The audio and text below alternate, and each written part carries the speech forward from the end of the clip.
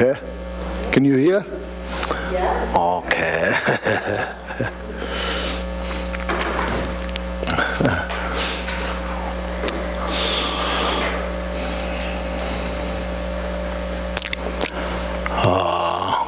Perhaps maybe we'll chant the opening prayers.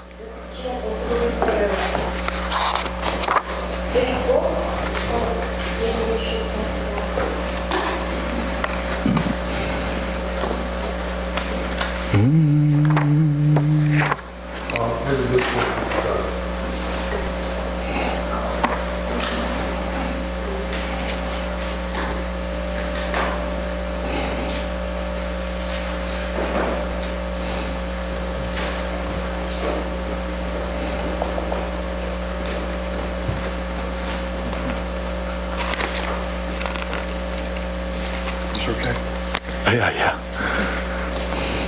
Yeah, it's here. Doesn't matter. I think everybody has this. Yeah, that's good.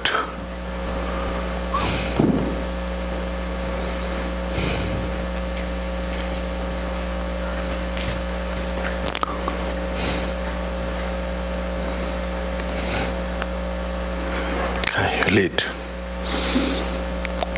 You? Yeah, please.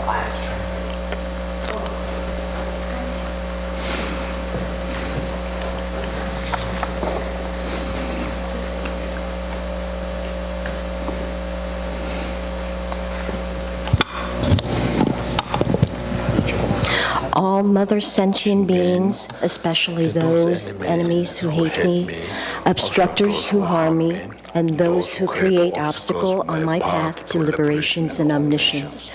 May they experience happiness, be separate from suffering.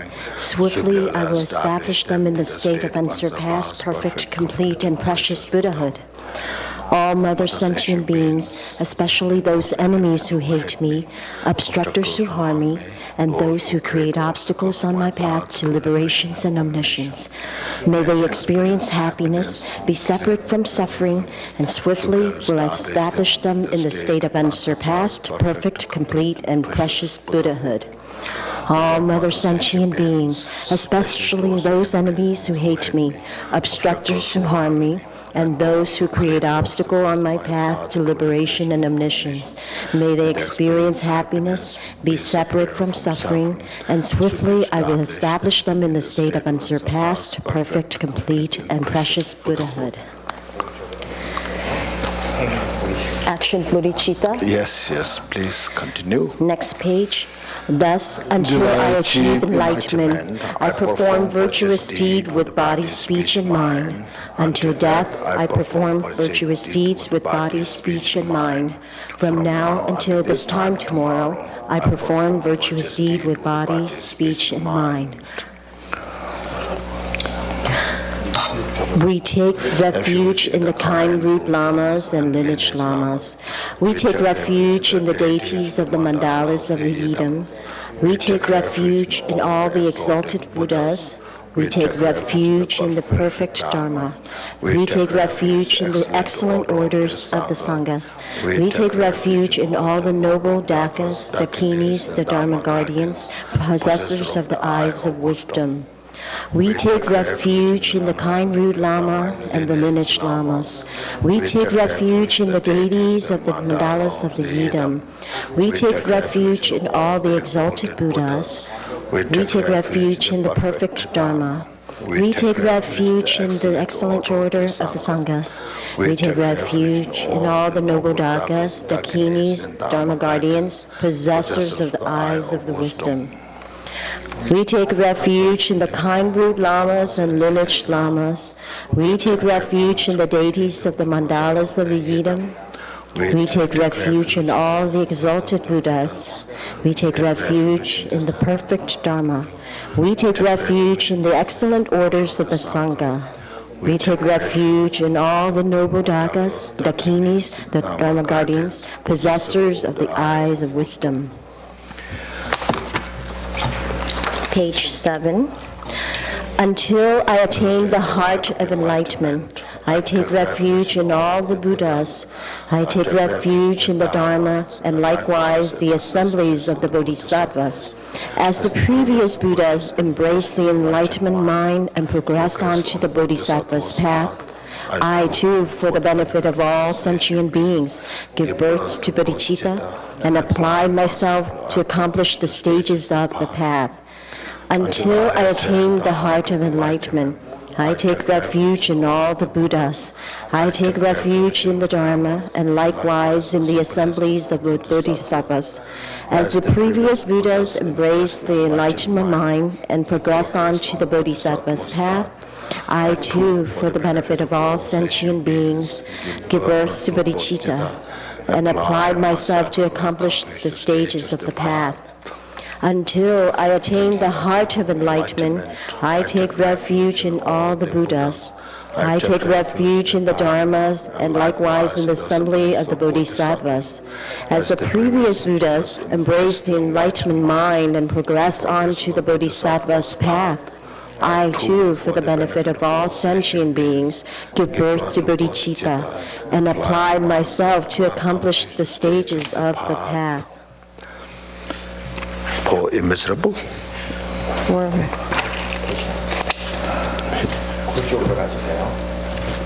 Here. In the Buddha, the Dharma, and the supreme assemblies, I take refuge. Oh, sorry. Here. This one, here. Oh, thank you. It is on the left. May all mother sentient beings, boundless as the sky, have happiness and the causes of happiness. May they be liberated from sufferings and the cause of suffering. May they never be separate from happiness that is free from sorrow. May they rest in equanimity, free from attachment and aversion. May all mother sentient beings, boundless as the sky, have happiness and the cause of happiness. May they be liberated from suffering and the causes of suffering. May they never be separate from happiness that is free from sorrow. May they rest in equanimity, free from attachment and aversion. May all the sentient beings, boundless as the sky, have happiness and the cause of happiness. May they be liberated from suffering and the cause of suffering. May they never be separate from happiness that is free from sorrow. May they rest in equanimity, free from attachment and aversion. Thank you. Very good.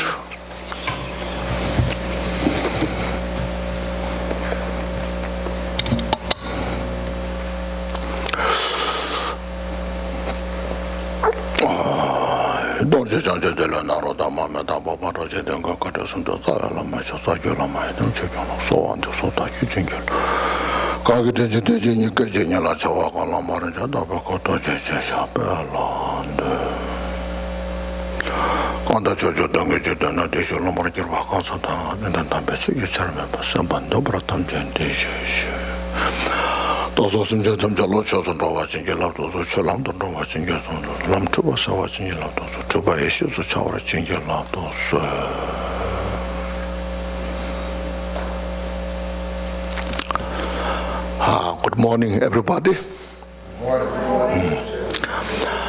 First, please take a deep breath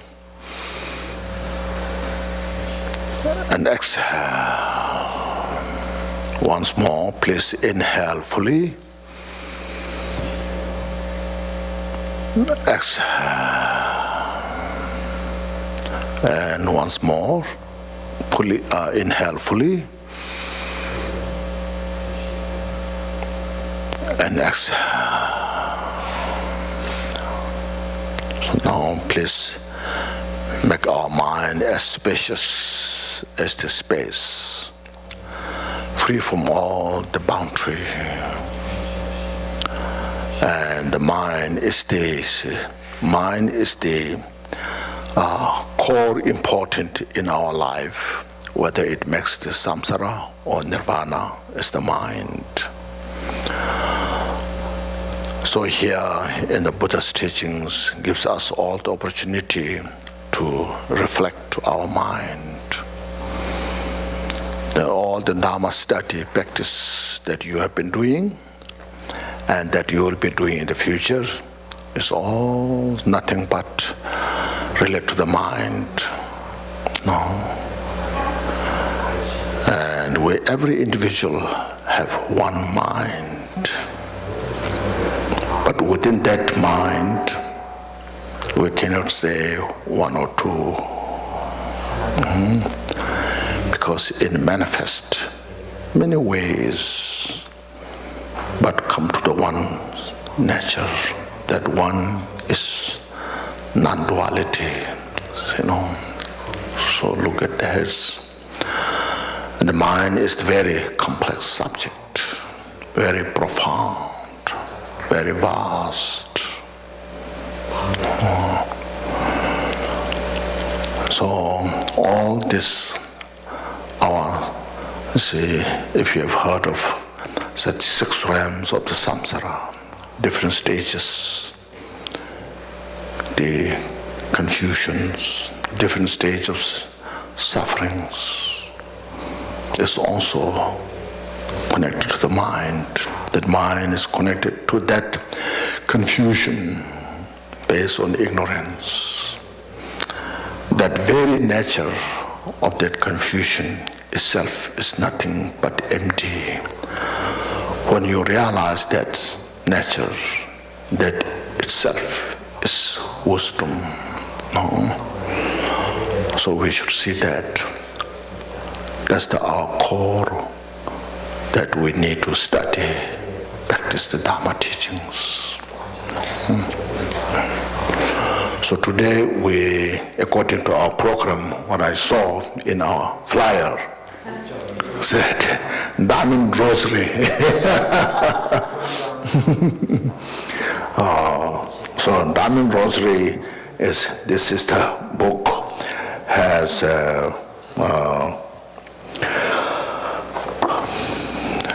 a lot of informations included here. The root text of this is very simple, not so much. In Tibetan, we have at the end of the book, you see, I don't know if the page is same page or not. Page from 334 to rest of this, just very short. It's a Tibetan, complete, So this one, if you have. Yes. Use the English copy, then all the pages the same. English copy? That printed from... This, let me see. Because this is printed in Malaysia, so the page is a little bit different. Very different. Let me see. 134, 140. Okay. Yeah. Okay. Yeah, they're just This printed in USA. In USA. Okay. So here, page 340 in this text. So all the rest, not so much, few pages here, And so we cannot finish all this today, But what we should do is, we will do this, I will explain some basic importance of our daily life, how to keep our mind in the right place. See?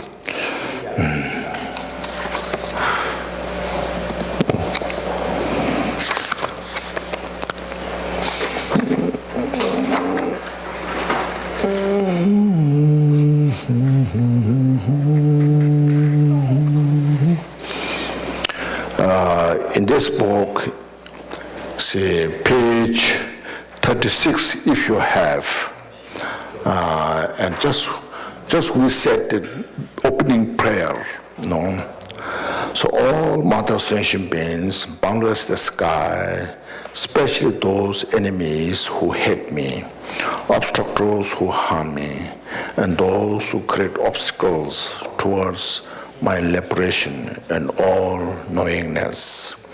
May they experience happiness and be separated from suffering, and swiftly will establish them in the state of unsurpassed, completely perfect, precious enlightenment.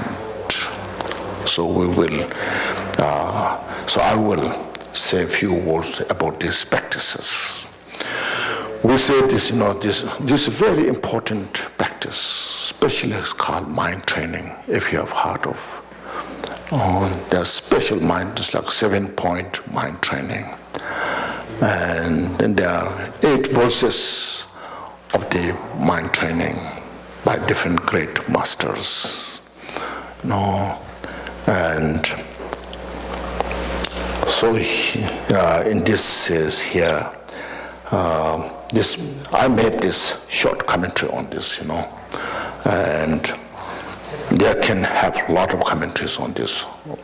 We can expand all the teachings within this.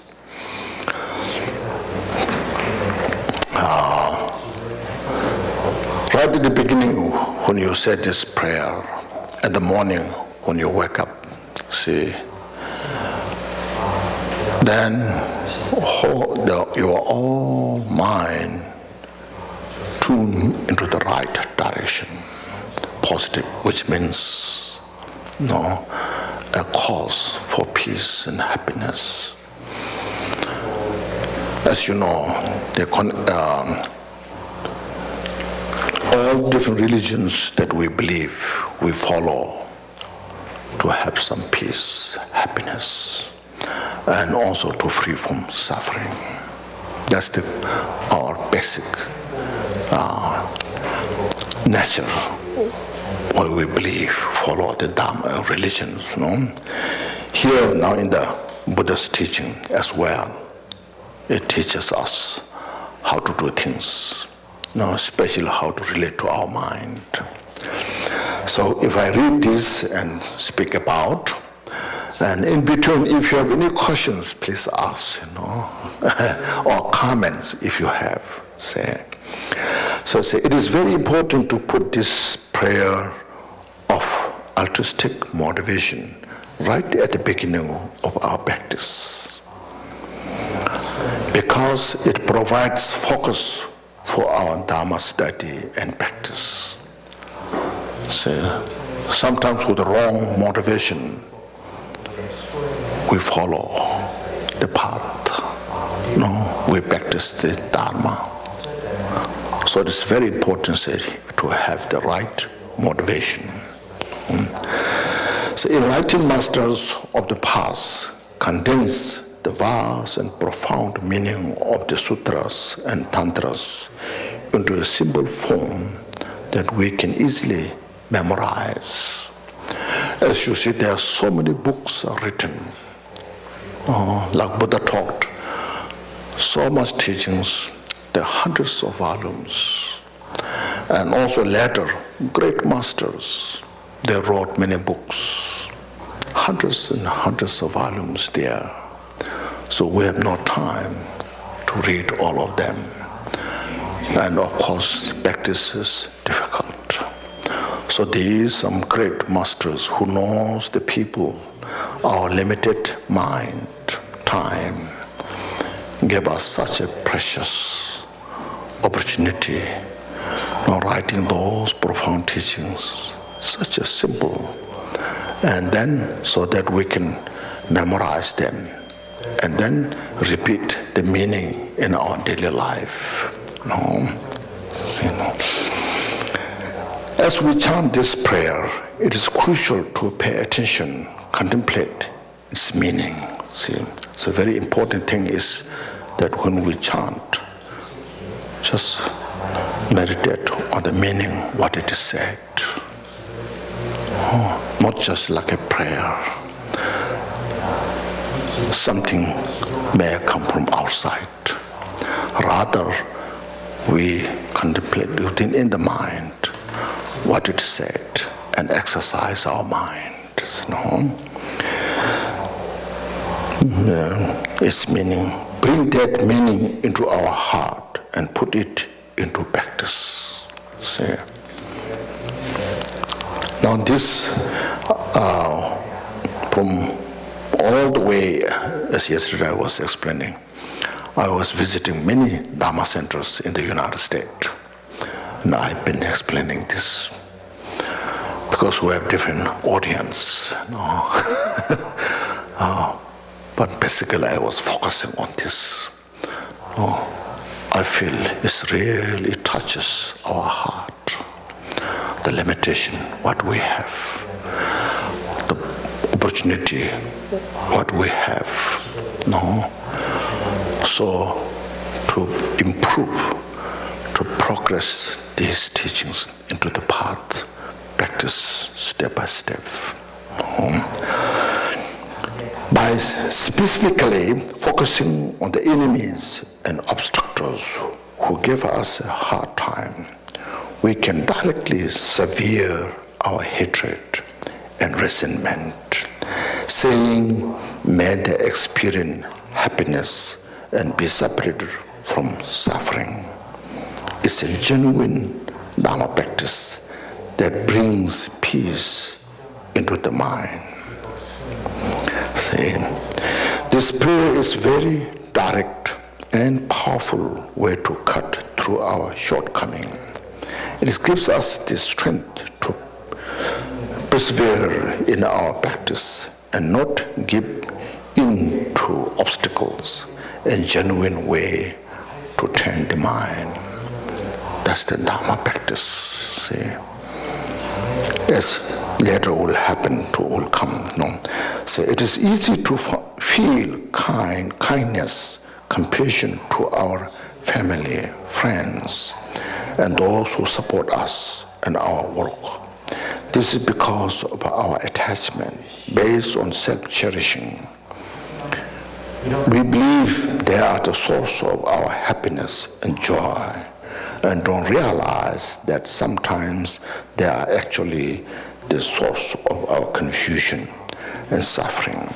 So now, not only Dharma practitioners, everyone, everywhere, regardless different religions we believe, regardless our different cultures and different lifestyles, whatever, not only human beings, even animals, when it comes to the enemies, obstructors, we don't appreciate.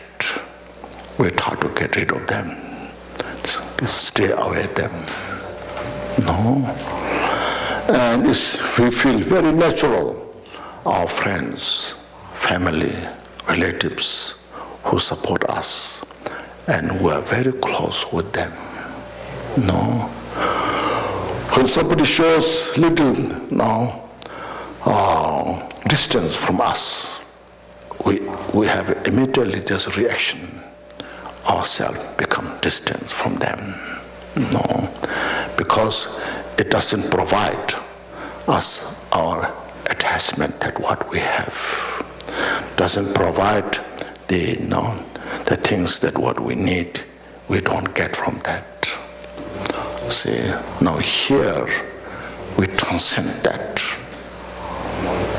Now, as yesterday I mentioned, you see, we all desire for peace and happiness. We all desire to free from suffering. That is just innate born, educated or uneducated, rich or poor. No. Even animals, we all desire that. So on the basis of that, even enemies, they desire for peace and happiness. Even enemies, they desire to free from suffering. So because of that, now we practice this in our mind. Sometimes we feel, say, how I can give love and compassion to the enemies who disturb me, who destroys my life. No.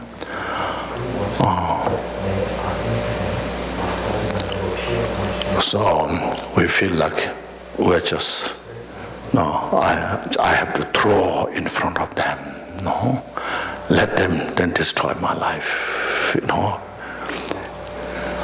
In reality, what is saying here is, you can sit anywhere in your house, under a tree, next to an ocean, next to the mountain, anywhere you sit, you just meditate. The enemies who disturbs my life, who gives me hard time. So in your mind, just wish they have all the happiness, peace, what they wish to achieve. May they free from suffering. Say that word, say that prayer, and meditate, exercise in your mind. We get all the peace and happiness. Our hatred, our anger, our resentment, these mental negative thoughts, they take our peace and happiness. They take away our peace and happiness, you see. When we let them go away, these negative thoughts, let them go away. Don't stay in our heart.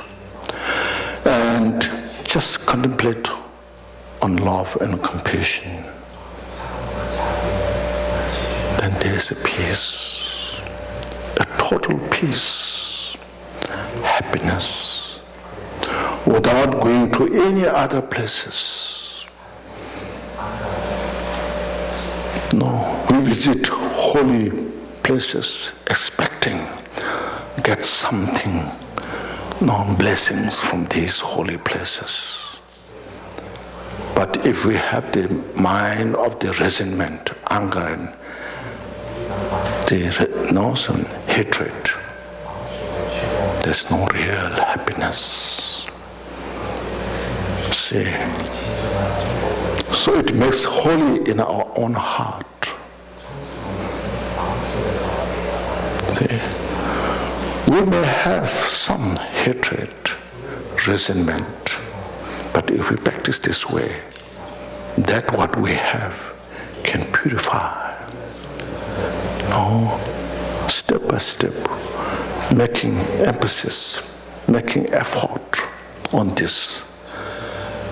Eventually, you will get that in our heart. Real peace, a real happiness, you see. Your whole heart, you feel light, peace, happiness. No? That's what is now here. It says, all sentient beings, especially those enemies who hate me, says, we call enemies because it destroys our happiness, our peace, achievement. No.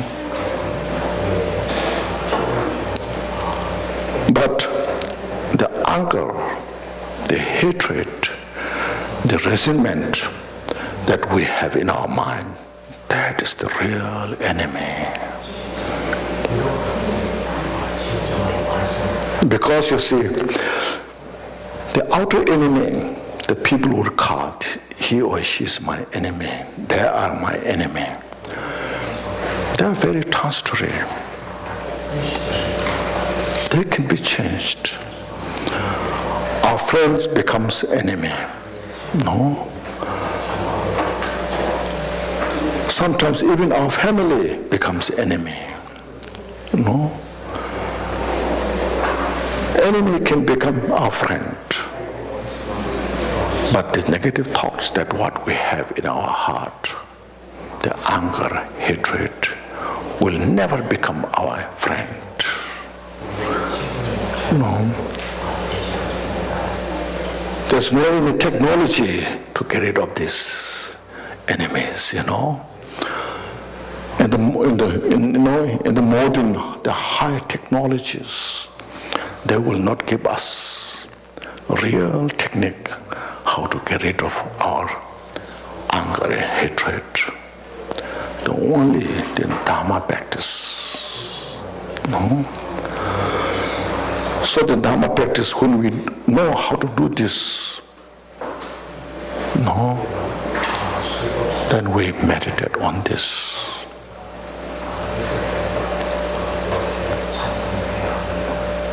That's what is saying here now. Using our wisdom, using our compassion. Wisdom allows us to see the cause of the suffering. Wisdom allows us to see the cause of peace and happiness. Then compassion gives us opportunity how to practice that. So all the Buddha's teachings are within in these two, wisdom and compassion. So as yesterday we celebrated Vesak, the Buddha's enlightenment day. Such, you see, as I mentioned, during this 2,000 over 600 years, how many people got benefit from studying, practicing Buddha's teaching? Everywhere, regardless different cultures. Look at in Asia, all that from Iran, Afghanistan, Pakistan, all the way to China, Vietnam, Korea, all these countries, everywhere. How much people got benefit from this? Now, because of our technologies, transportation, communication, now Dharma is going all over in the Western country, Western hemisphere. See? Because there is some wisdom that helps us how to free from suffering. We are not forcing anybody to practice Dharma, but people are requesting, can you come teach us? Can you help us how to do this, practice meditation? No? Because you feel there's something there. So look at this, reflect. No. Then of course it depends on our individuals. Depends on individual teacher, individual practitioners, how we take it, how we practice it. So here's try to teach us our mind.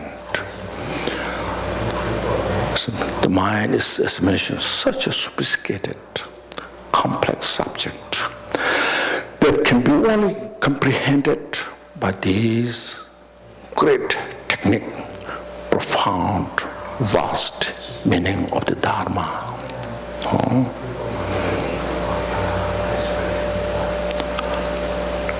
We say, we suffer because of our mental delusion. So we purify that.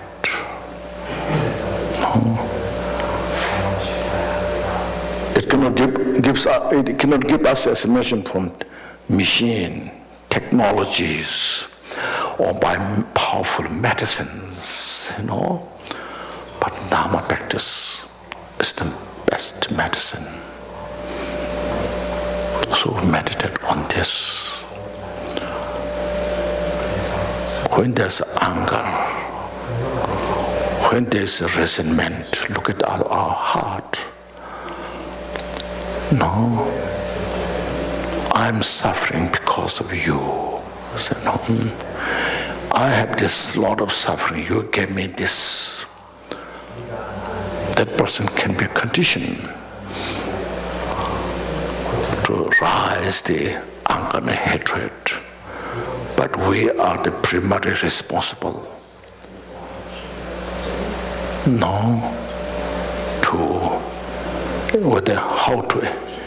How to handle that, how to perceive that. So for example, when Buddha was achieving enlightenment, so many Maras, demons came to disturb Buddha. I'm sure you have seen the pictures,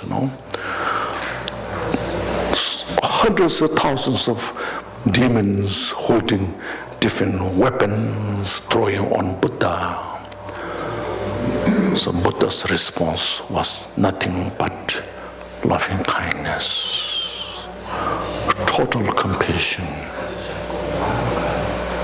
See, because Buddha had that kind of great strength of the mind, the wisdom, the loving kindness, compassion, these Maras become powerless. See, because the Buddha has that kind of loving kindness, compassion, even those weapons transform into flower. See, because there's nothing but only peace, unafflicted peace. See, that's the practice that we need. That's the core essence of our Dharma practice. There's so many techniques there are. Yes, I agree. So many different techniques that we use. But all the techniques we use is, at the end, look at our heart, look at our mind, and we try to relax on that. That's what's state, We have been in the samsara for a long time, because of our mental delusions. So that's here tied to the teach, So usually we don't have a courage to say that may my enemy have all the peace and happiness. Do you have a courage to say that? As soon as you see enemies, just generally reflection, they should have all the problems. They should, and they should go to the hell realm. Now, when we say they may have all the peace and happiness, look at that. It makes you such a great courage.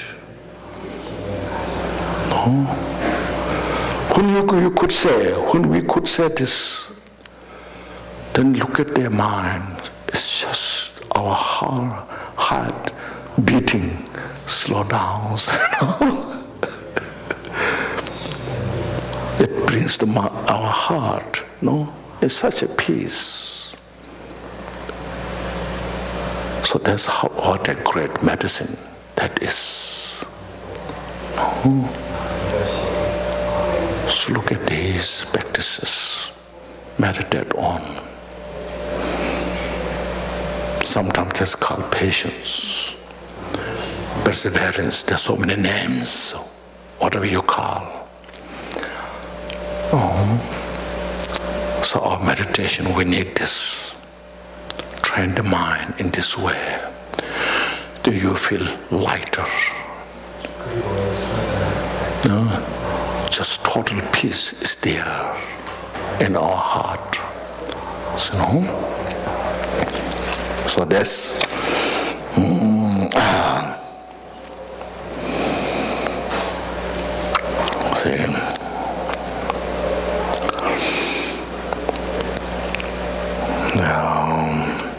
this prayer forces us to go beyond our limited habit of perceiving enemies and obstacles as the source of our suffering.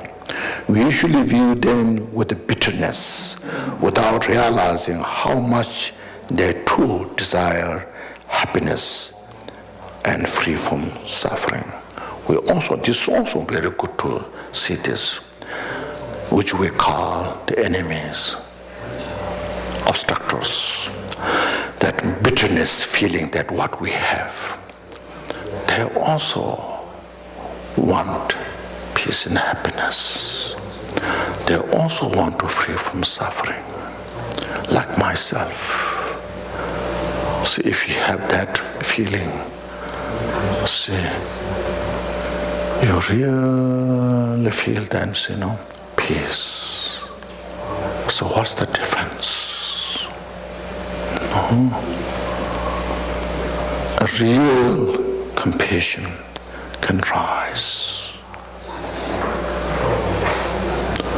Nobody wants to be, nobody wants to be angry.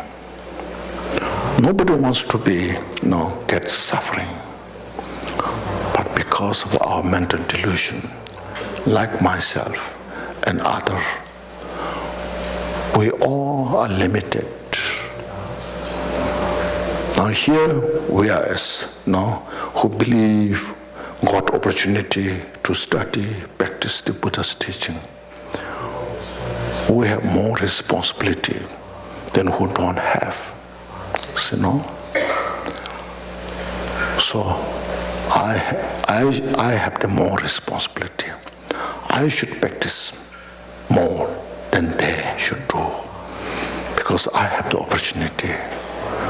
So when we could meditate on this, practice this way, then our heart feel relaxed, peace. That's the Dharma practice. That's the practical way to achieve peace and happiness. Instead of saying, say, may all be free from suffering, may all have peace and happiness. We say this all prayers every day, Then it's still suffering. What we should do,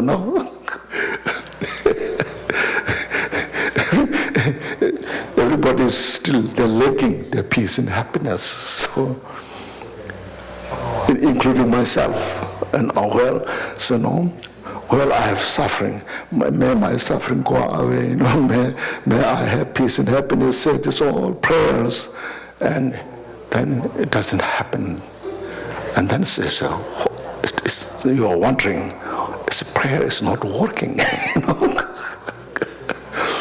Instead, you say that prayer, sit down, meditate.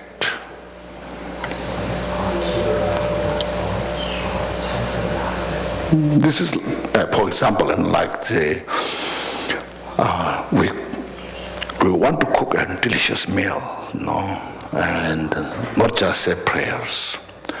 And then would all put together ingredients and make a delicious meal. Put on the dining table. So now you wish the food may come in my mouth, So I say prayers, the food may come in my mouth, and you say prayers and chant mantra, all this, and they don't come. They don't jump in our mouth, So then we don't get the chance to taste the food. Now food is prepared. Now what we should do is just eat it, enjoy it. Like that, all the prayers are there, all the practices are there, but if you don't practice it, what we get benefit? Not so much, So, Buddha's teaching that when Buddha said, I show you the path to the liberation, and you are the responsible to achieve that. You have to follow the path. So it's Buddha showed the path step by step, you see. Buddha didn't say, you say all this prayer and we should be accomplished. No.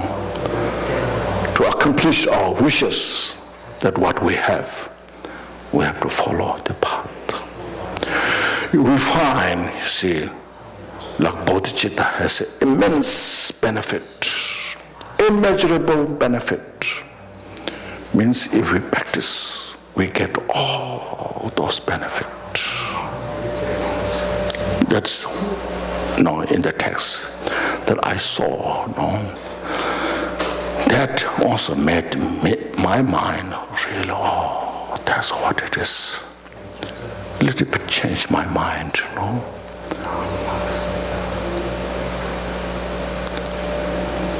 Then, when Buddha said, if you cultivate bodhicitta, you will achieve Buddhahood. That means, you see, not just by mere cultivating bodhicitta, you will attain Buddhahood. It's not saying that. But it's saying that after being cultivated bodhicitta, if you exercise, practice that, then we have every method, opportunity to become Buddha. So same thing, these practices we have to train in our daily life. Then we say, then you can say, I feel this. That's how to change our life. That's how we to get benefit. So getting benefit, is study them and practice them step by step. All this world designed for that. Refuge, Vajrasattva, Mandala, Guru Yoga, Bodhicitta, all these practices.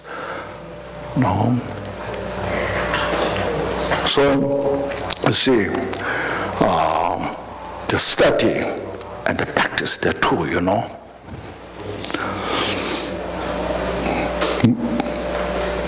Study is so much appreciated, understanding. But without practice, understanding itself is not enough. It's good, not enough. Through our analysis, investigation, we have done so much. We establish all the theoretical points. But if you have not practiced, doesn't help. Like say this prayer, we just keep saying the prayer, we know it. But if we have the hatred and anger in our heart, without releasing that, no matter how much we chant this prayer, we won't get benefit.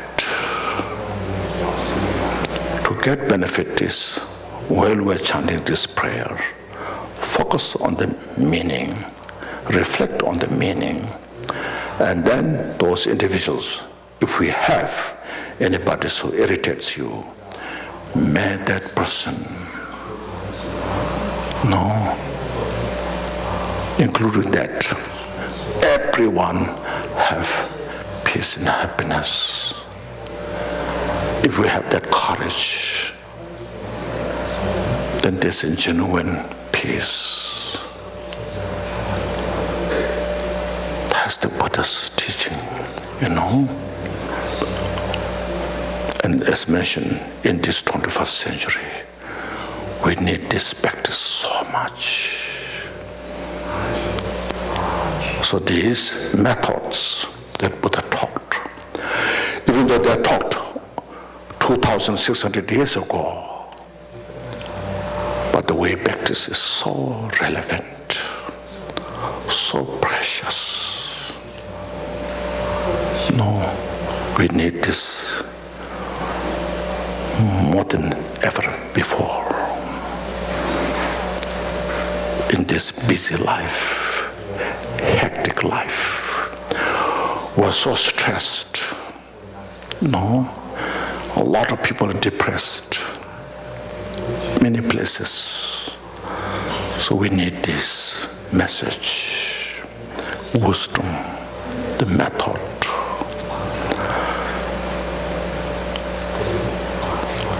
Regardless of the religion they believe, culture they have, we need to extend our love and compassion to all sentient beings.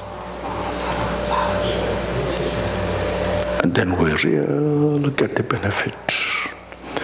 That's what's called precious human life. Our precious human life becomes meaningful. So see these, just read those messages, and we discuss all these issues,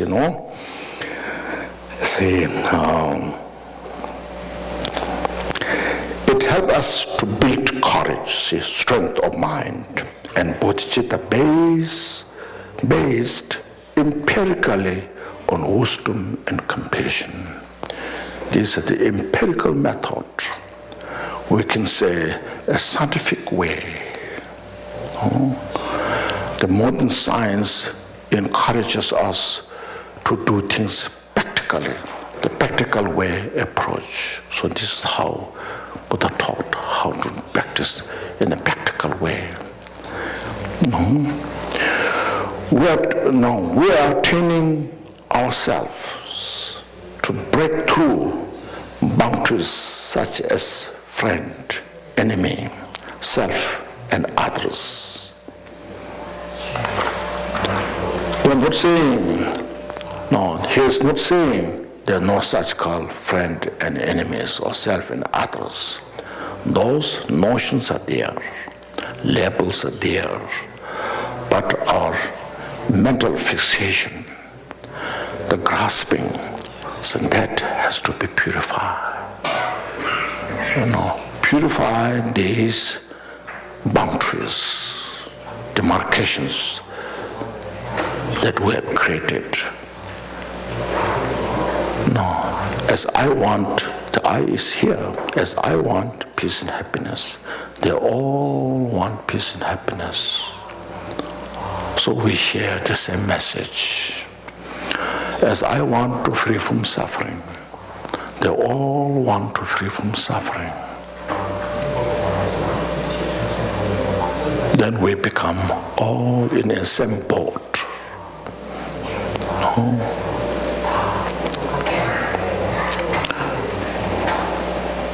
This is individual's interest.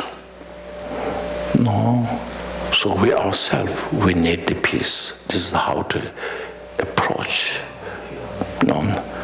and establish the peace, happiness in our life. See, this is a very special practice with profound meanings. We are trying to purify our mental obscuration. That is, we are trying to fix our own mind instead of other people's.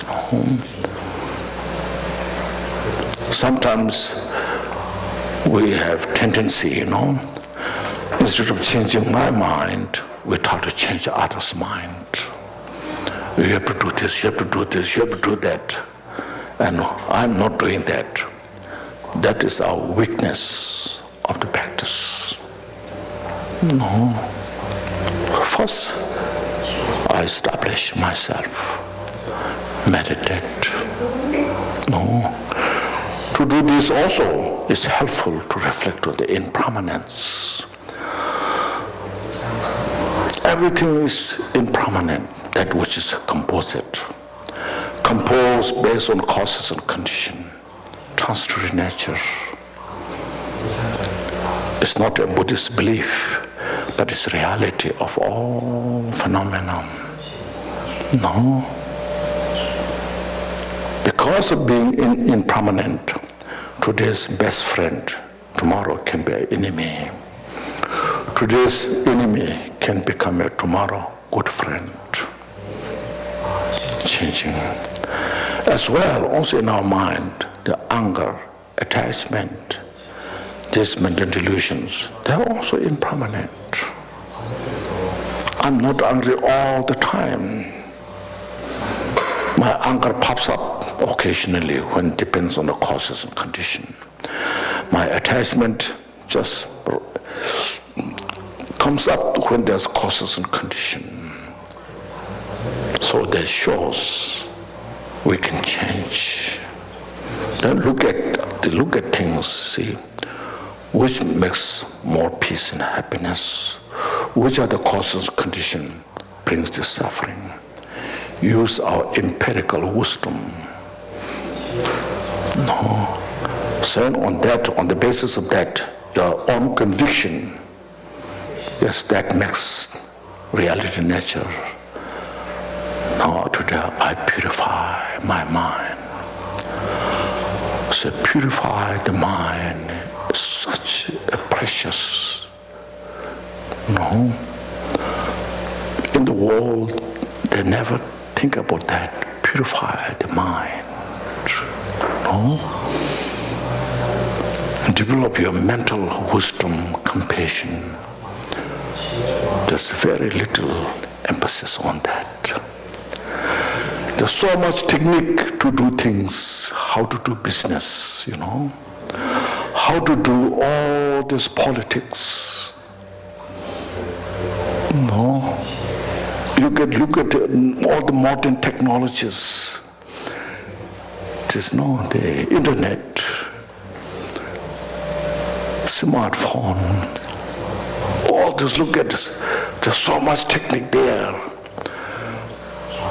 Have you found the technique how to develop the mental quality? Very little.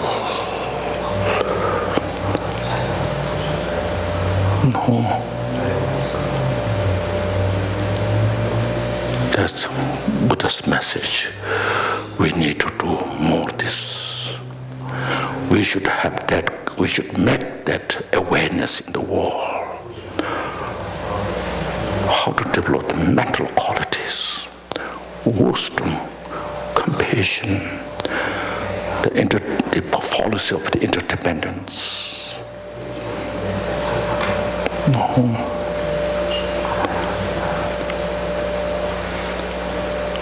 Because the science, technologies, so advanced, you see. All the great influential peoples are in that field. So we also need such kind of awareness. How to purify the mind, which are root cause of suffering. How to purify all the good mental attitudes, mental qualities. This is the reality nature.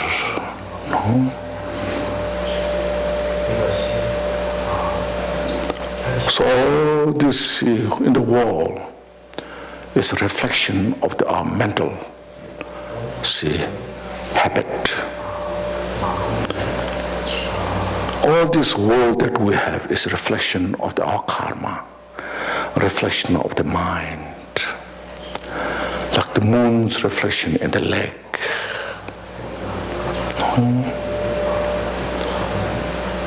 But we don't realize that.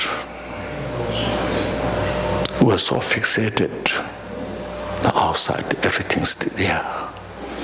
But now, basically people know, like say now, the environment. No. How much now is the world is changing. And like the weather. No. Say, this is a human made. That human made is from the mind. So our discursive thoughts, we project all these things and we create. No, so all the phenomena are the discursive thoughts. Where are those thoughts? They're just manifestation of the mind. Nothing, no, just from the manifestation of the mind. That mind itself is the nature itself. It's called devoid of the mind. As in the Heart Sutra mentioned, the form is emptiness, and emptiness is the form. Form is no other than emptiness, and emptiness is also no other than form. Because it manifests due to many causes and conditions. There's no independent entity that exists without other support. Everything exists with other support. There's not just one support, two support, many. That's called interdependent. That's why it's called illusory nature. Everything's in the illusory nature. That's called reflection of the mind, the reflection of our karma. So look at this, and we get the conviction, meditate on this, and practice. When we know this, then how much benefit we get. We don't have to go anywhere. Wherever your place is there, that place is pure land. See? That's why, the samsara, nirvana, Nagarjuna said, no any difference. When you know the nature of samsara itself, that is nirvana.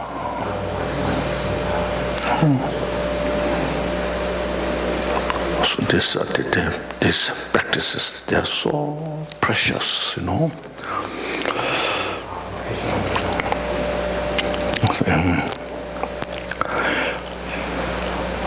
So we are trying to fix our own, we are trying to purify our mental obscuration. Usually our mind is habituated to samsaric thoughts of attachment, hatred, pride, jealousy, and so forth. These are what obstruct our mental peace and happiness. These are what gives us such suffering. We must focus on these thoughts and purify them as much as possible. So this prayer is designed to help us accomplish that aim. We just meditate on this. As yesterday mentioned, we design so these focus, let's say, 6 realms in the samsara, but we have within us this experience of the 6 realms of the samsara. No. Sometimes our mind is so peaceful. You can accept anything, whatever happens. You say, okay, fine. No, there's a lot of space in the mind. Relax. You got a good lunch. Weather is good.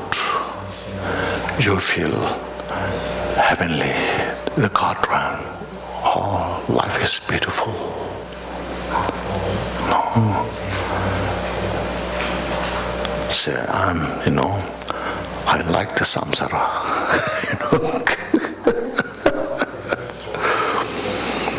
Then when sometimes the envy, jealous manifests in the mind, some those who are successful, then we're so jealous. There's no peace. No. So there's a lot of suffering. That is called demigod. Sometimes we feel so stupid. Even you start to practice Dharma, it doesn't make sense. You are sitting meditation, so you say, why I'm sitting here,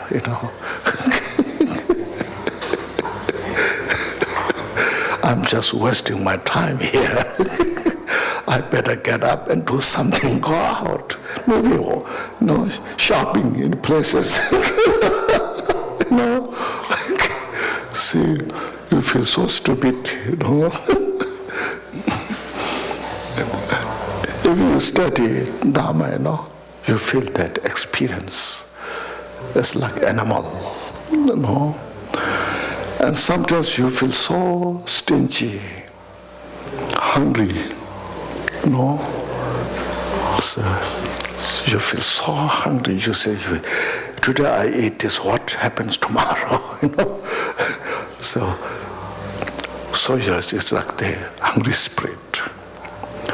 Sometimes in the mind, a lot of depressions, anger, hatred there.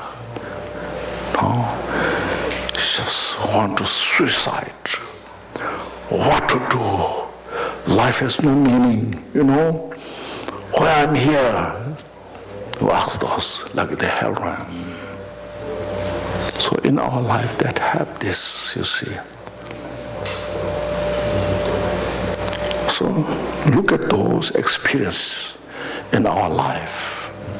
Then look at these Dharma practices. Then you appreciate. So see, understanding is necessary. Then after that, practice is required. With combination of understanding and practice are the way how to free from cause of suffering and bring under the path for peace and happiness. You see, that's why when you study Dharma teachings, the three things in Tibetan called Teva, Samba, Kompa.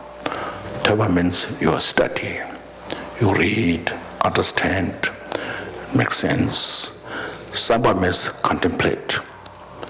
If that is right, not. So use our own mental capacity and freedom. Get to understand. So once you understood fully, you got the conviction, then put into practice. It's called meditation. So these three are very important. That's how Buddha said, designed. All the followers should do that. Buddha didn't say, you should just follow what I said. No. What Buddha said is, you should study what I said and then practice. No. So in this 21st century, the education is so appreciated, inspired in all our different countries. Wherever country there's more education, more universities, colleges, so people believe that country is more developed. The countries can establish the strength, power by the education. No. The education is such a powerful thing. No. So Buddhism is based on the education, understanding, knowledge, then practice. As mentioned, especially our mind, power of the mind, put so much emphasis because, as mentioned, mind is such a complex subject. This modern science, the scientists, they are so well equipped analyzing all these things, putting together many things, finding new solutions, but still they have to depend on the machine. Well, they're investigating. No, but the machine cannot find the mind. Mind can find only by mind. No. So we have to use the consciousness to find the mind. So that's through study, through practice, and the meditation. No. So sometimes in your busy life, you take a deep breath and then exhale your breath and contemplate inside instead of outside. Sometimes you take the example of the space. So space is so vast, infinite. Then look back to our mind. The mind is like the space. No. Sometimes when you get to the ocean side, look at how the ocean is so big, so vast, so profound.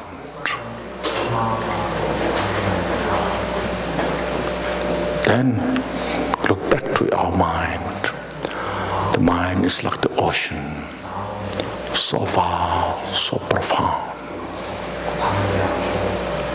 No? So like this I'm showing some method, technique in our daily life.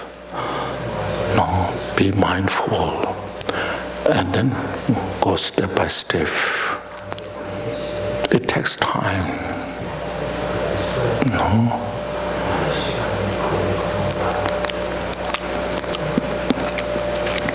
One time I saw a video tape. There was a monk, a Western monk.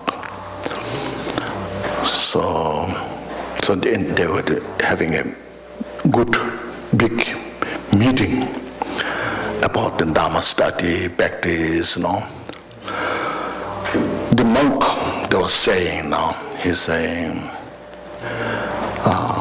the Tibetan system of the Vajrayana teaching, the powerful deity, and the Mahamudra, the emptiness teaching. So supposed to be so powerful, you know. He said, and I have been practicing this last for 15 years. So I barely could keep my monk's vow.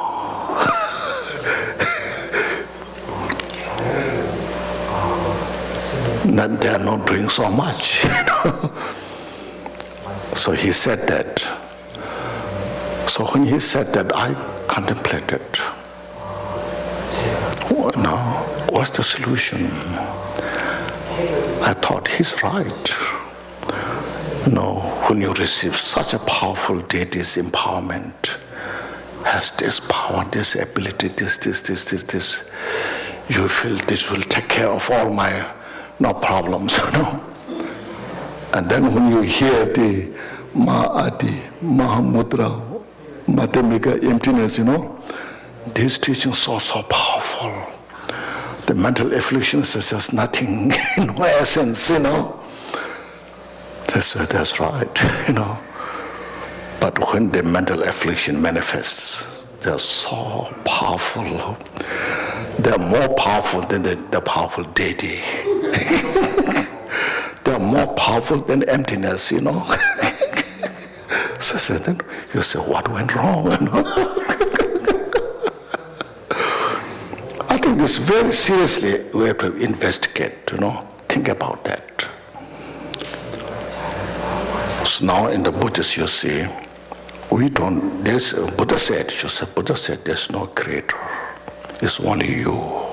You create your life. That's very important.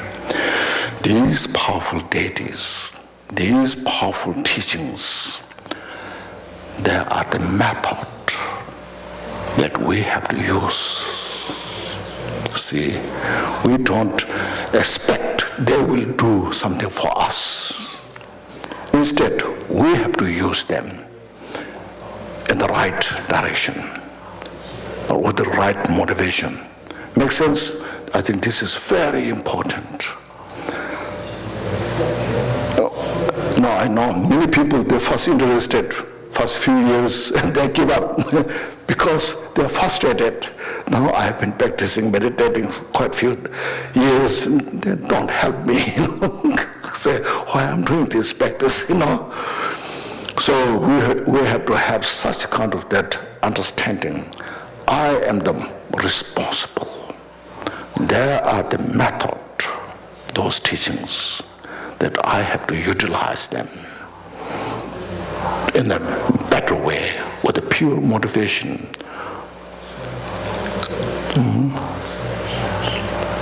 This is to say now, to that say, our motivation, that what we need is to free from samsara, to achieve complete enlightenment, Buddhahood. Then our compassion becomes powerful. Our loving kindness becomes powerful. Our bodhicitta becomes powerful. If we try to use those teachings, that's only for this life, to solve this life's problem, then our loving kindness, compassion, bodhicitta is very limited. Because we want to get something for this life.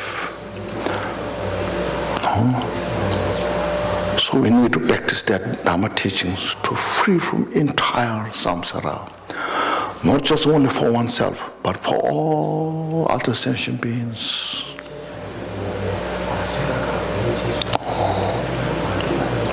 Because our mind is, as mentioned, so vast, so complex, so profound. We need to realize that, our own mind. To do that, these methods are essential.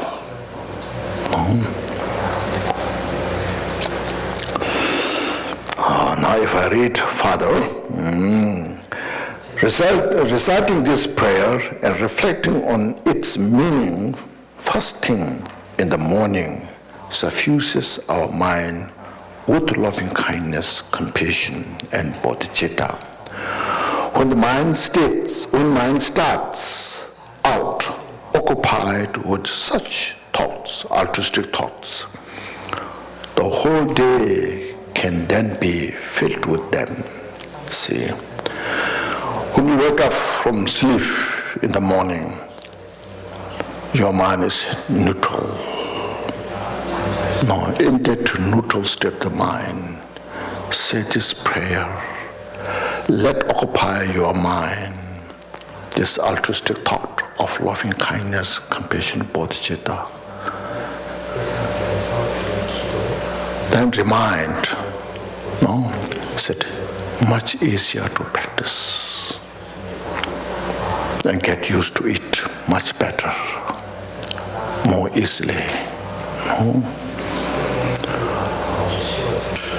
Like say, when the strong anger is occupied our mind, that time, if somebody asks you, practice compassion,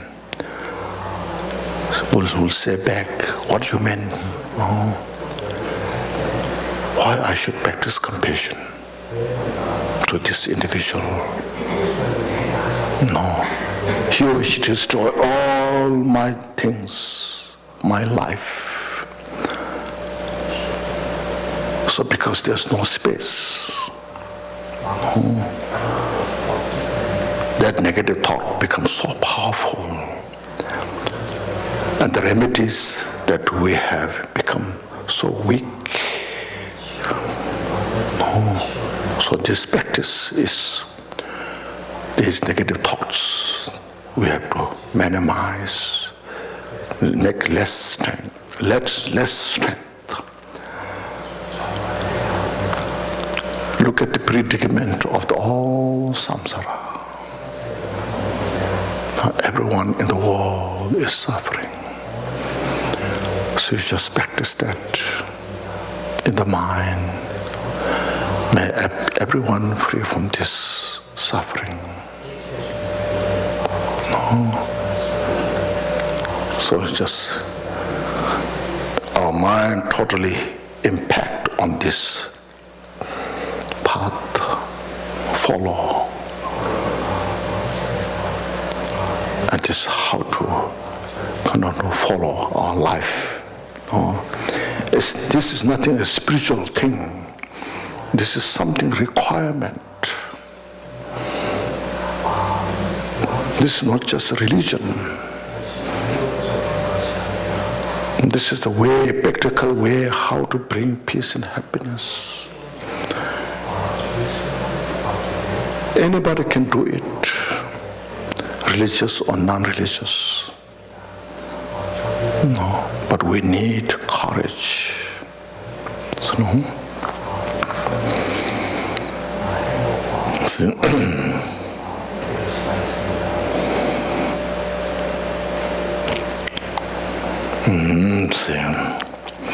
we should all memorize this prayer so we can say it at any time, anywhere.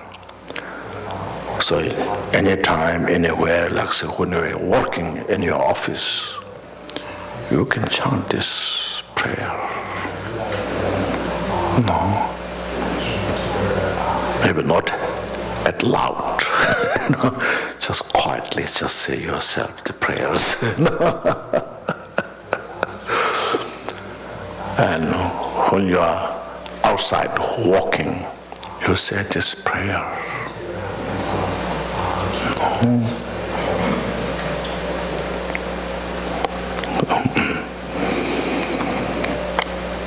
Of course, it is good to recite it when we are in the prayer room, but we have a tendency to leave our noble thoughts there when we leave the prayer room. No, when you come to the prayer room, you want to be more kind of pure mind. When you see the pictures, statues of Buddha, oh, I have to behave better, So you feel their kind of presence, and then you sit there properly and meditate, chant the prayers.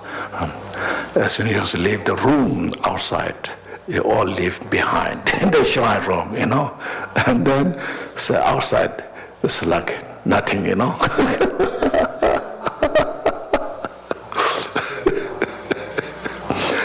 So it doesn't really do good that you have spent time in the prayer room. In your room, in the prayer hall, wherever you are doing this, that's supposed to carry out in your daily life. So this is the practice, very important.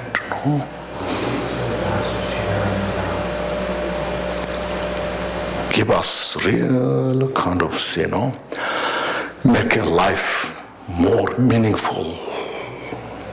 The life has a lot of purposes.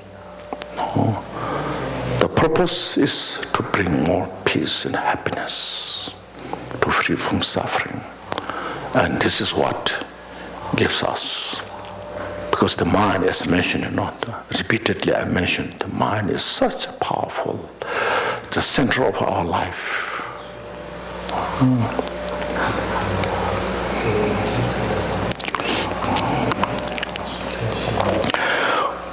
When we are faced with the undesirable conditions, this practice helps us to feel kindness and compassion for those who do not support us.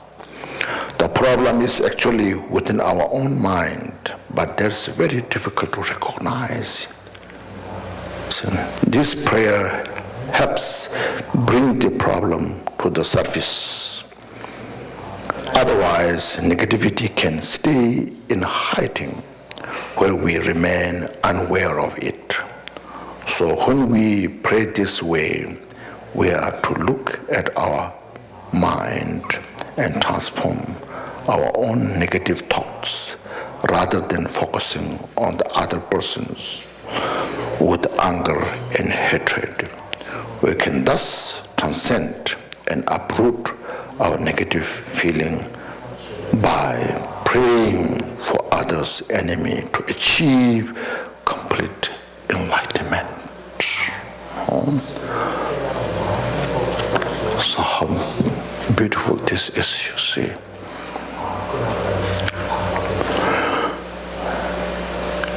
In the book by Ayadewa, the 400 stanza that mentioned,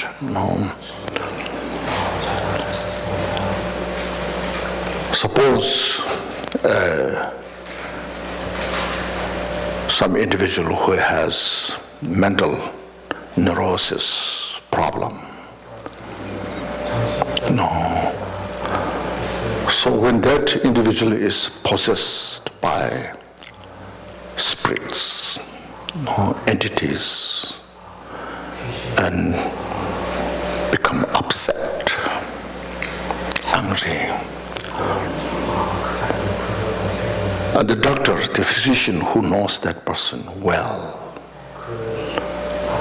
that physician will try his best to help that person to free from that problem. The physician will be not upset, be angry with that patient, because the patient knows the nature of that. The physician knows the nature of that patient. So likewise, Buddha sees all these mental afflictions are the enemy of the sentient beings, but not the sentient beings.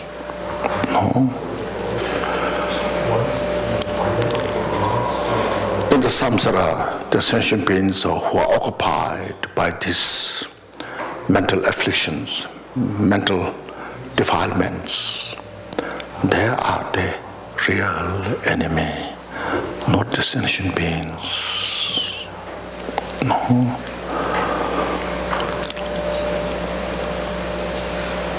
Sentient beings, our mother, our parents, our brother, our sister, they all are like myself, want peace and happiness. They all want to free from suffering. So look at this. In our heart, these negative thoughts that we have, they are the one we focus to purify. Free our mind from these negative thoughts.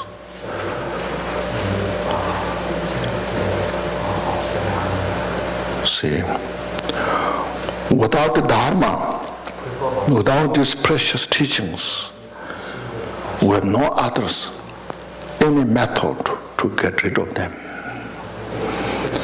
So they will not age. These negative afflictions, they will not age. They will not get sick. They will not die. We physically, you see, we are born, we get age, we get sick, finally we die. But these negative afflictions, they stay as fresh as they are. No? Sometimes we get sick, we are so irritated, our anger is so strong, our attachment is so strong. No? So only the Dharma, the teaching, is method how to deal with them, how to purify, finally how to uproot them. You know, in the Heart Sutra, in the mantra, what is the mantra of Heart Sutra?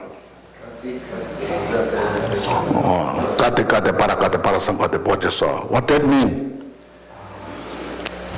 Kate kate, what's the mean? What do you mean gone where?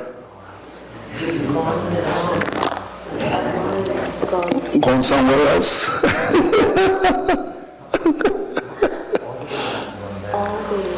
Suffering, all the mind that grasping, go to the other side. So gade is, you know, gone.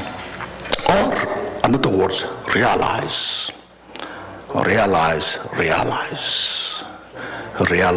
beyond, realize perfectly. See? So that you see, true Dharma practice can only help us. What go means, let go these mental afflictions. No? So we start from like impermanence. So first encourage ourselves. They looks powerful, strong, but their nature is impermanent. They exist nowhere. If you find it,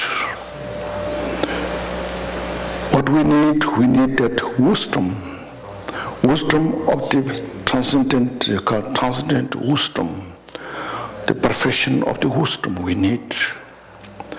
When we have that, they have no place to hide.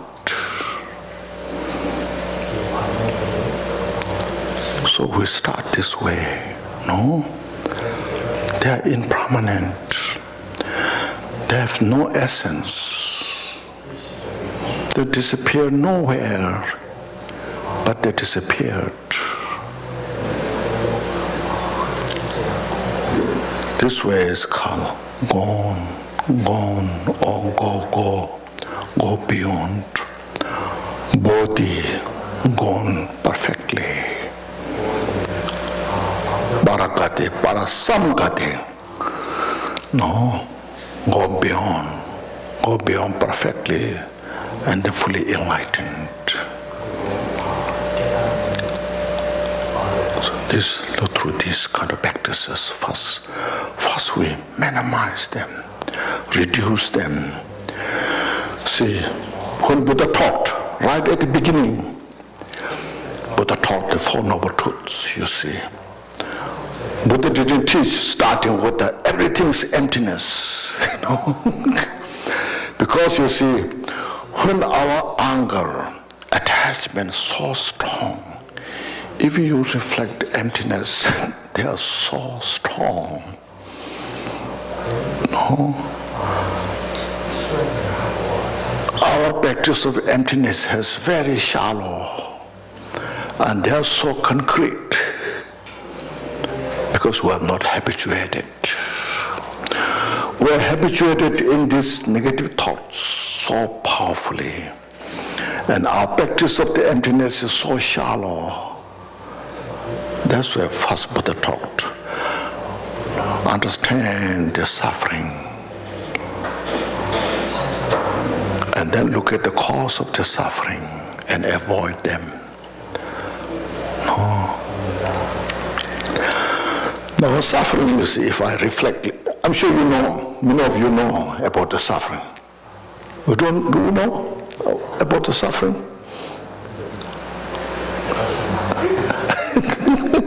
Maybe we don't know suffering so much. We attach to our suffering, you know.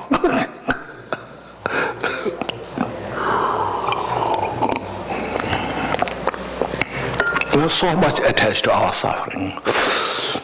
That's why we can't get out of the suffering.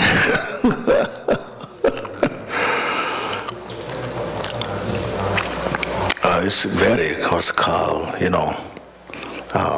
it's paradox. It's kind of, you know the word oxymoron?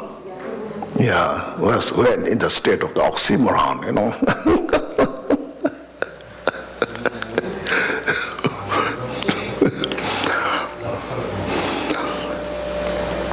There are three different types of suffering. It's very important. I'm not saying life is bad now, please, Sometimes I say, well, I don't want to listen so much about suffering. So I have enough suffering. Why you are talking too much about suffering,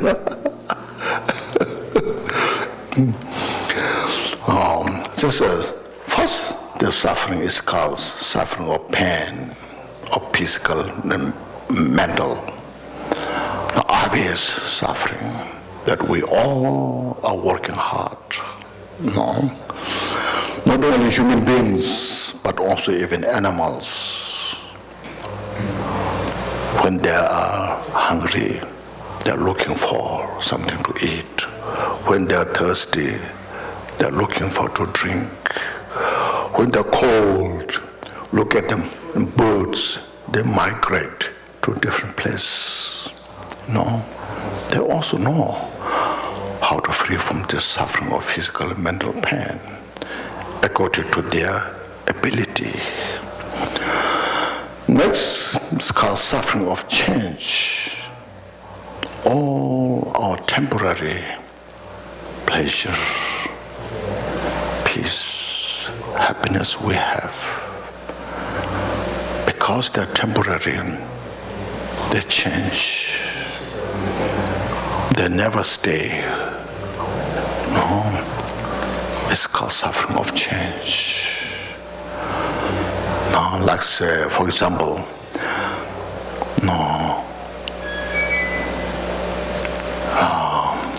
like a beautiful car. Some young people, they're dreaming to get a beautiful car, expensive, like sport car, very expensive. First, they're looking forward to get that car, and then go through a lot of, process, method, how to get. As soon as they get the car, they get the key, they're so excited, so happy. My dream come true, But then they start driving, the suffering starts.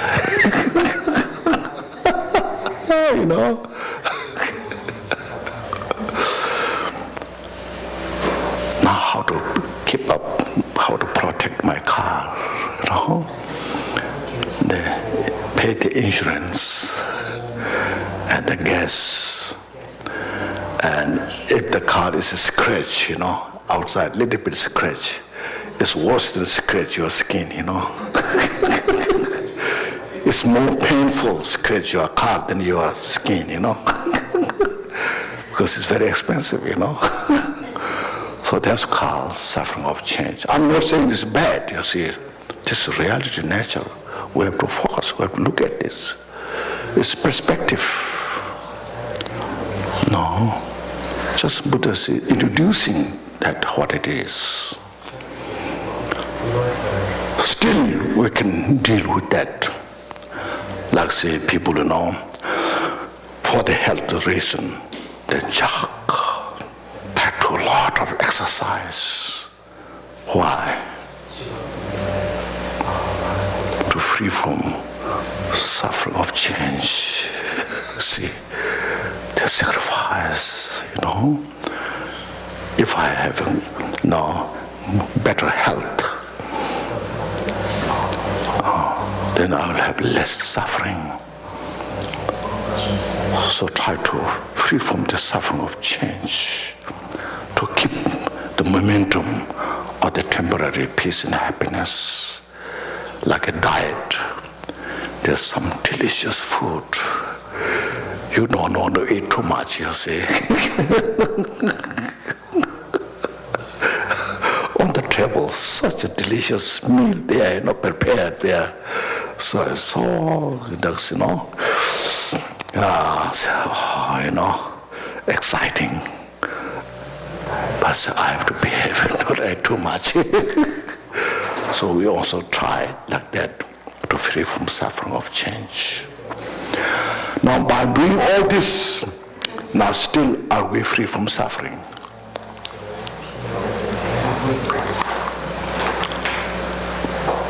Still with the condition of suffering. So that's called the third suffering of condition. Like example, retirement. We just prepare such a good retirement.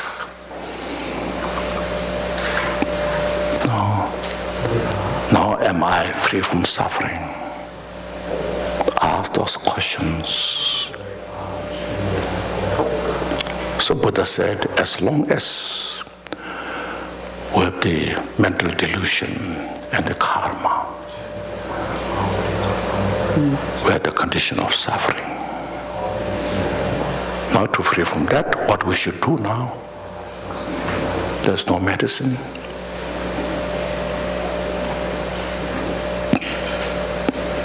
There's no any other method to free from that. Only the Dharma practice that. Bodhicitta, realizing the total nature of the phenomena as Buddha did.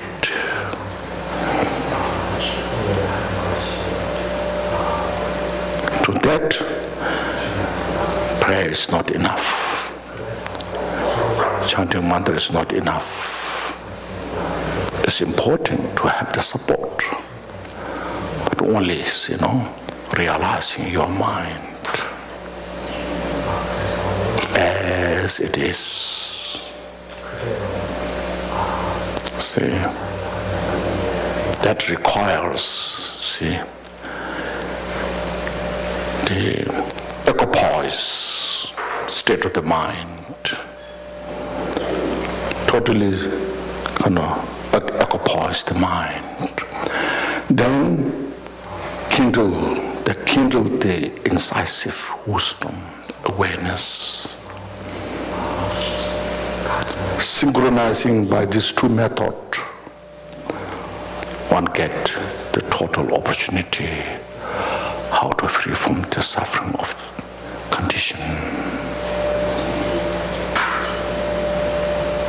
So to free from the suffering of the condition, so these methods are indispensable.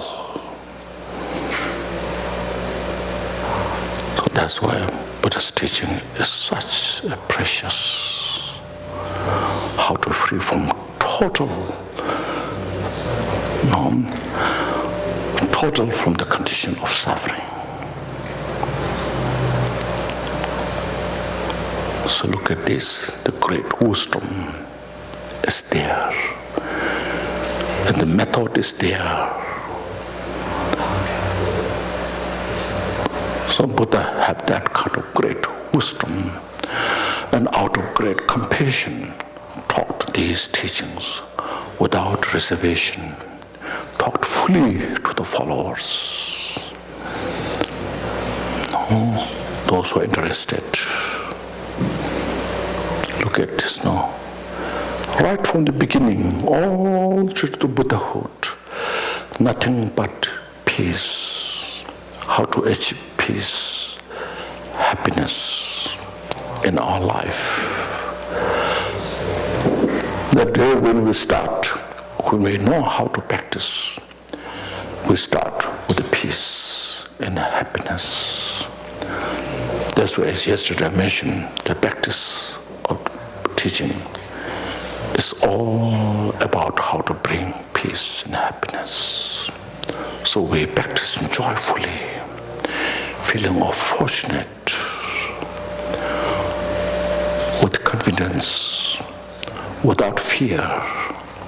It's the way how to free from the fear. See? Everyone in the samsara, see? Animals, everyone has a fear. Hope and fear. There's a hope to get something, and their fear is something to lose. You know the life of Milarepa. No. Milarepa was in the mountain. Where there's nobody. Way up on the mountain, grassland. Down there in the valley, dense forest. So one day the sky was so pristine, clear, blue, deep blue color sky, and beautiful sunshine. So he came out from the cave and sat on a boulder, big boulder, and he gazed to all the space and to the sentient beings, and just himself embodied with the loving kindness. May every sentient beings have all the peace and happiness. No.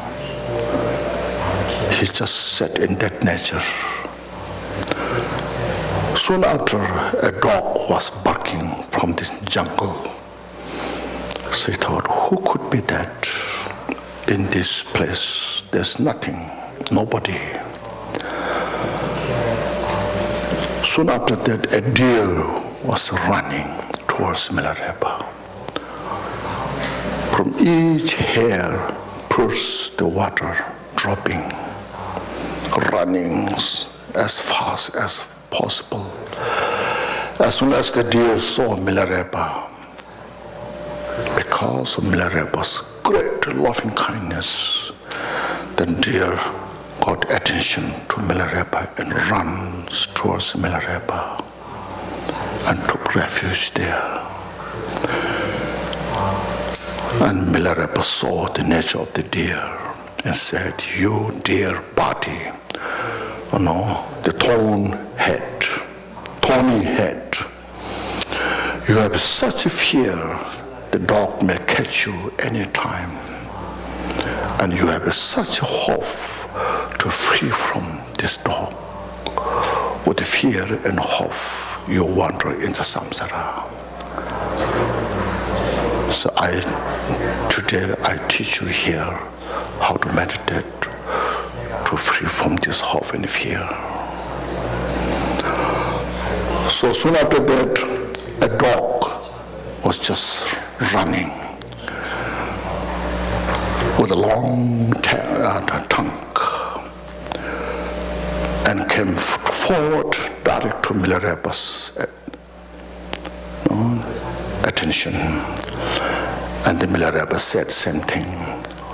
You, a dog body with a wolf face, you have such a fear to lose this deer, and you have such hope to catch this deer. With hope and fear, you wander into samsara. So I will teach you meditation, how to free from this suffering. You see, in the samsara, we all are in that hope and fear. We dwell our life within that. We're hoping somebody may praise me, somebody say good things about me. We fear to know somebody said bad things about me. We fear we lost our job. We have a hope to get a better job. All like this in the samsara. We dwell our life within this. Just look at this,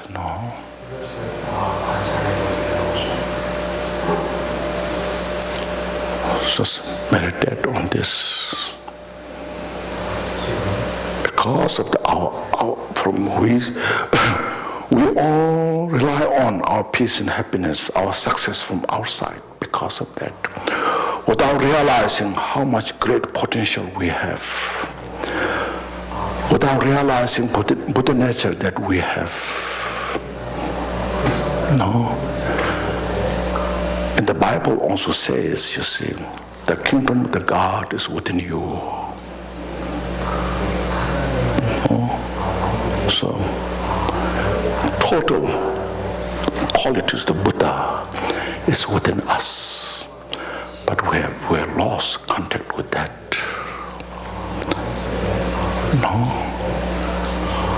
So because of this, develop this love and compassion to all sentient beings. See.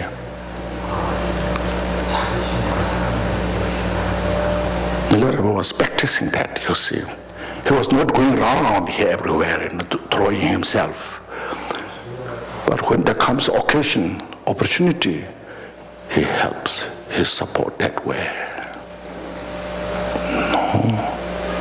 So we also, sometimes as mentioned, when we ask, practice love and compassion, then people say, then what about me? So you feel something, you have to destroy yourself, to throw in the society, That's no.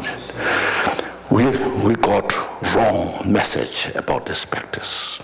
This is practice wherever you are. Like if you're a traveler, you are traveling. Look at the airport. People are so busy running back and forth.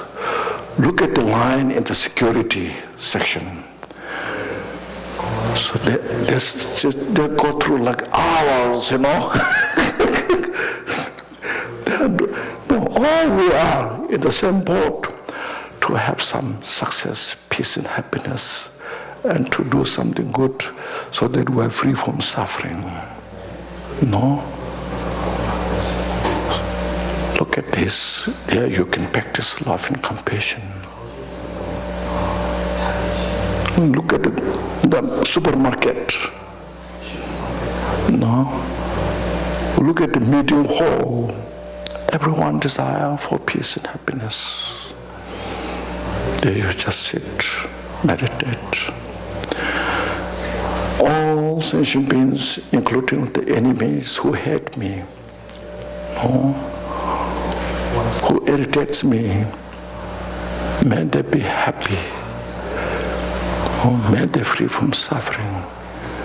It's so simple, you see. But sometimes we don't pay attention so much to the simple thing, which are so practical. We're intended so sophisticated things that, we want to discuss about that, which is not so relevant in our practice. So look at those practices, and this will change our life. Meditate on those, practice on this, you see. There's so much to talk about this now. It's so profound. So.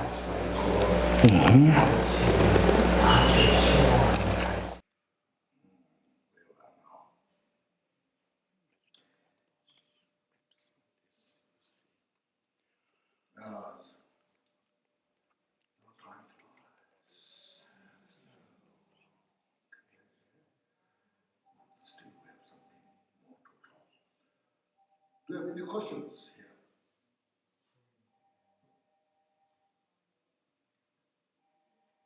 Yes, go ahead. Short question. It may be long. So we talked about the external enemies, like for example, I feel something towards someone, and then when I imagine this person kind of like purifying or hugging me or something, but then I still have internal enemy, this anger coming up, which is still there, even I resolve the external enemy, the internal enemy is still there, comes up. But so what is the proper way? Like I try to just kind of just let it be instead of rejecting it, because if I reject it, it still comes up. If I say go away, anger, go away, fear, it's still coming up. Yeah. But then I should maybe still embrace, like embrace the external enemy. I should embrace the internal enemy and love it as well. Yes. So my question about that. That your external enemies is created by your internal enemies. As long as when there's anger, hatred, resentment is there, then we're creating the external enemies. So because of that, to reduce our internal enemy, that the best remedy is love and compassion.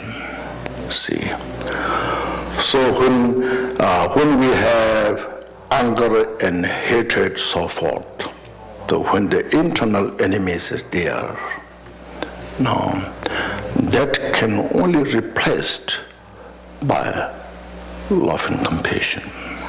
See.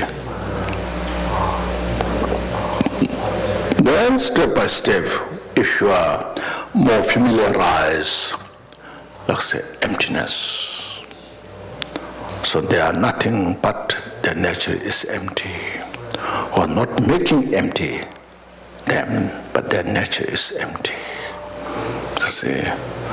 So they're like that. So there are so many methods as a mission. Utilize all this remedy and practice. See, you just expect, I hope my anger go away, will never go away, Just say prayers, hundreds, let my anger go away, I hope my anger go away, please Buddha bless me, my anger go away, will never go away. Then you say, Buddha has no power, That kind of problem can come, So Buddha taught the method, how to practice. So now we have to have the nerve, courage as a mission. So practice this. This the person who makes me angry. May that person have all the happiness. So your anger is replaced by the loving kindness. Make sense? That time you can relax. You take a deep breath, Oh, now I feel much better. See?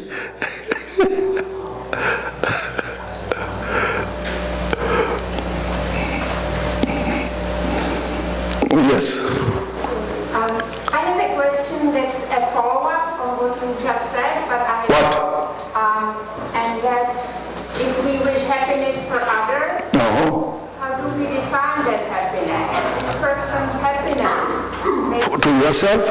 No, for them. To them? Yes. To them? We don't know. Well, that's But you to get benefits first. First you need the benefit, you see. Because you desire peace and happiness. You desire to free from suffering. So if you ask, what should I do? I want peace and happiness. How I can get it? I don't want to have the suffering. What should I do? For that questions for that, this is the answer. First, you see. First, you achieve genuine peace and happiness through this practice. then there's a possibility to help others.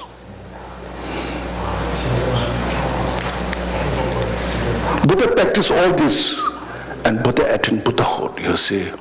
We're still here. Buddha was wishing we all have happiness, you know.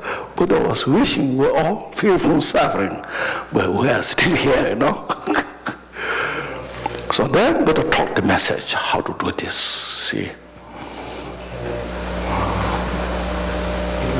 Make sense? My question still remains. Still, how it remains, yeah. Well, let's see, on a more benign level, let's say this person is a Christian, and their happiness, they think that they would be happy if they convert me to Christianity. That's not my thought of happiness, right? Your problem of the happiness what?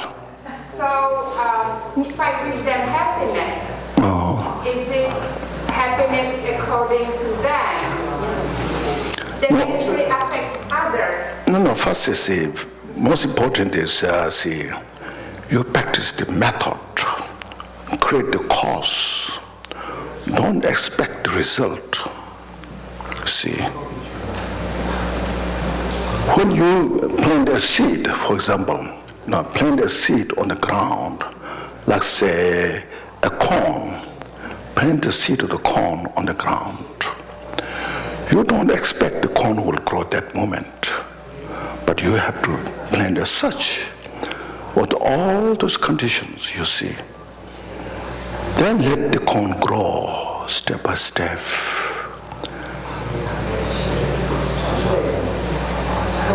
So that's how it is, you know. So when you have the cause, the result will be there without expectation. Yes. If I will go to her question. Okay. Basically, what I understand is even when we pray for other people, Yes. for their happiness, Yes. is that they found happiness, not what they think is happiness. Because one thing, some things that others find happiness, For others. but that don't mean that the communities as they find happiness, Yeah, that- know what they think is happiness. I understand it's her situation. Sometimes we pray for other people to be happy, Yeah. but what they define happiness is different of to really be happy, and sometimes they try, when they get it, whatever they get, they Yes. find that is not really Happiness. happiness. Yes. So what we have to pray is for them to be happy. Yes. Probably they themselves don't understand No. that. That's why my main point is we have to look at the real cause of happiness. People have different perspective. I mentioned the car. If I get the car, I'll be so happy. But at the end, that will not give you real happiness, you see. Instead, more problem. See. Yeah, because sometimes, for instance, especially in relationships, Yes, exactly. you praise, I want that person to Be happy. and the other person. I will be happy if you do 1, 2, or 3. That's right. Really, that is not what we are praying. That's right. We become what that person wants. Yeah. What we are praying is that they are truly happy. Yeah, we're praying, if they're happy, I'll be happy. You know, so out of your attachment. From your out of attachment, you want to make that person happy so that you'll be happy. See? But Make sense? yes, but then I have to change my behavior in order that that person be happy. Yeah, that person, you are, first of all, you have the 100% responsibility for your happiness. That person makes you happy, very conditional. That makes you happy. In some cases, you maybe feel happy. Some other cases, it creates you more annoying. No, don't bother me, you may say that. So you see, it's very conditional. When other makes you happy, it's conditional. So your happiness is the total responsibilities you have, how to keep your mind happy. So that's go both ways. I am totally responsible for my Yes. actions. They are totally responsible for their. That's right. That's right. So then when you take the 100% responsibility, first of all, you achieve the real happiness because you created the cause. From there, then there's a possibility to help others, to show the way. You cannot give happiness to them, say, this is my happiness, you take it here, no? But you can, there's a possibility, as I mentioned, possibility that showing the cause, method, the other person can say, take that as example. Oh, that's how it should be, you know? So I cannot make other people happy, but I can be Make- example for them of how to do that. Exactly, that's the point. You see, that's what I'm talking about this morning. See, with different angles, you know, different way. See, just if you don't get click from one, we may get from another way, you know. So from all these different way that we discuss, we talk about, so then eventually say, oh yes, I get it. It's very simple, but also very complicated. That's what I mean, oxymoron. See? Yes. You mentioned that meditation is great practice, and I think that's true, that's very good. But some people say they're afraid to meditate. They pray. Afraid, yes. because maybe they have so much emotion or memories. Yes. When they keep meditating, they always like go crazy. Yes. Can hardly handle it.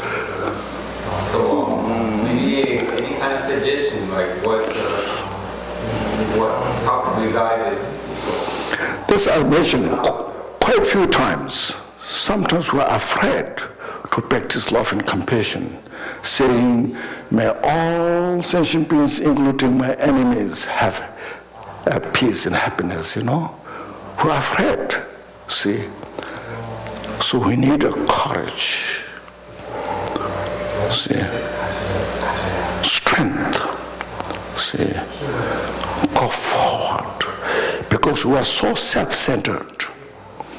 Our self-center is so well established, you know. So it is difficult to get rid of that. No. So to deconstruct that, we need this wisdom and courage. See, when we could do this, then you finally say, oh, okay, that makes sense. So these are very important points when we practice dharma. It's easy to chant mantra, you know, Oman Bam, like this, you know. It's easy to say prayers, those things, you know, but difficult, real, to practice, go through this. And we need this so much.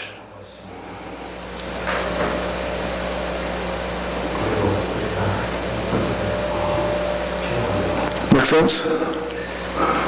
Okay, now please take a deep breath if you have courage. Take a deep breath and exhale and relax yourself. Make your mind spacious. And please reflect this morning what we went through. What it makes sense, or does it make sense? It's okay. I'm not expecting that you understand everything what I said. you know. But simply I'm sharing what is important for our life as a Dharma practitioner, to really bring peace in our life. Mentally, by mental exercise. So this morning, all different talks that I've given, just reflect what if makes sense or not. If it makes sense, just say it is helpful, I will apply. And if it doesn't make sense, don't worry about it. just let go. Just free yourself. That's no.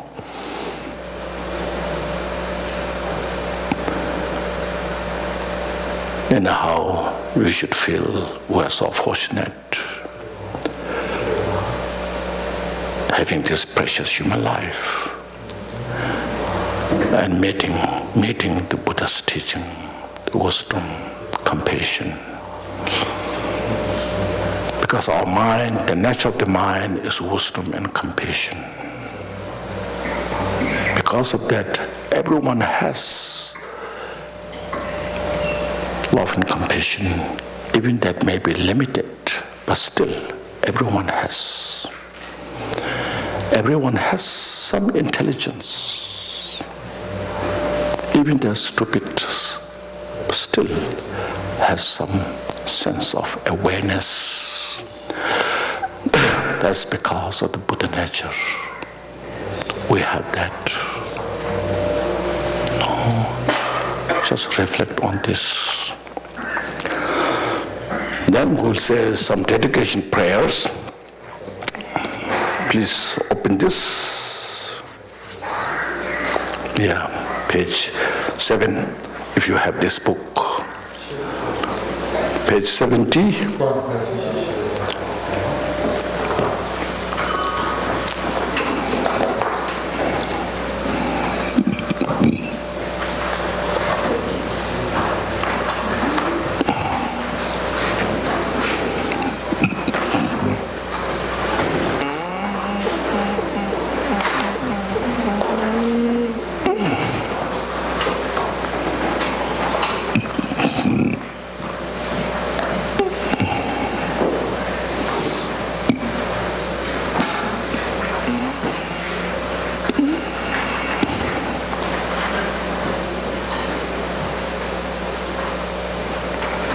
Okay, please stop.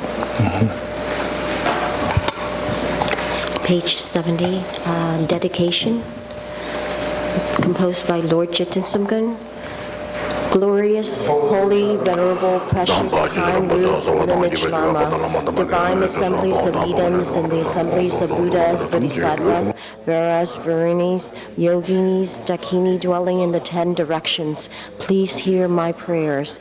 May all the virtues collected in the 3 times by myself and all in samsara and nirvana and the innate root of virtue not result in the 8 worldly concern, the 4 causes of samsara, or ripen as a state of Shravakas or Pratyeka Buddhas. May all mother sentient beings, especially those enemies who hate me and mine, obstructors who harm, maras who mislead, and the hordes of demons, experience happiness, be separate from suffering, and swiftly attain unsurpassed, complete, perfect, precious Buddhahood. By the power of this vast root of virtue, may I benefit all beings through my body, speech, and mind. May the afflictions of desire, hatred, ignorance, arrogance, and jealousy not arise in my mind. May concern about fame, reputation, wealth, and honor in this life not arise even for a moment. May my mind stream be moistened by loving kindness, compassion, and bodhicitta, and through that, may I become a spiritual master with good qualities equal to the infinites of space. May I gain the supreme attainment of Mahamudra in this very life. At the time of death, may the suffering of severing the life channel not arise. May I not die with negative thoughts. May I not die confused by wrong view. May I not experience an untimely death. May I die joyfully and happily in the great luminosity of mind as such, and the pervading clarity of Dharmata. May I, in any case, gain the supreme attainment of Mahamudra at the time of death or in the bardo.